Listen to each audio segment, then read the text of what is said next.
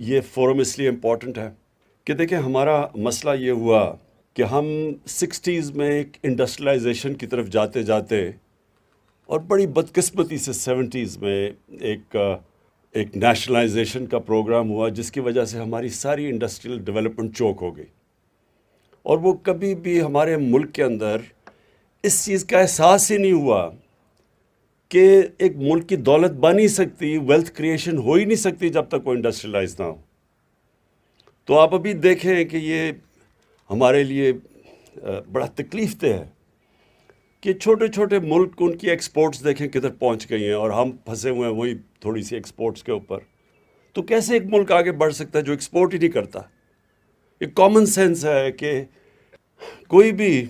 اگر معاشرے نے آگے بڑھنا ہے تو جب تک وہ دنیا کو چیزیں زیادہ بیچے گا نہیں، وہ آگے کیسے بڑھ سکتا ہے؟ اور صرف ہم ابھی بھی میں دیکھ رہا تھا کہ ایگریکلچر چیزیں ہم سبزیاں بیچ رہے ہیں اور پیاز بیچ رہے ہیں، اس سے تو ملک کی دولت نہیں بننے لگی۔ ملک تو تب آگے بڑھے گا جب وہ انڈسٹریلائز کرے گا۔ اور دوسری چیز یہ جو ٹیکنالوجیکل ریولوشن ہے آئی ٹی کی، اس کے اندر بھی ہم ہندوستان ہمارے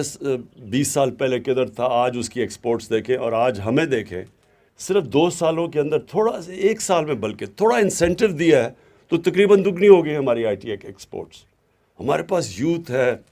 ہمارے پاس اتنا پوٹینشیل ہے اس چیز کا، لیکن اس کے اوپر بھی توجہ نہیں دی گئی۔ پوائنٹ میرا کہنے کا یہ ہے کہ جو بھی ملک آگے بڑھے ہیں، سب سے زیادہ چائنا، لیکن ایسٹ ایشین ٹائیگرز کی مثال دی جاتی تھی ہمیں کہ وہ بڑی تیزی سے آگے بڑھ گئے، لیکن آپ سارے ملکوں کو دیکھیں تو انہوں نے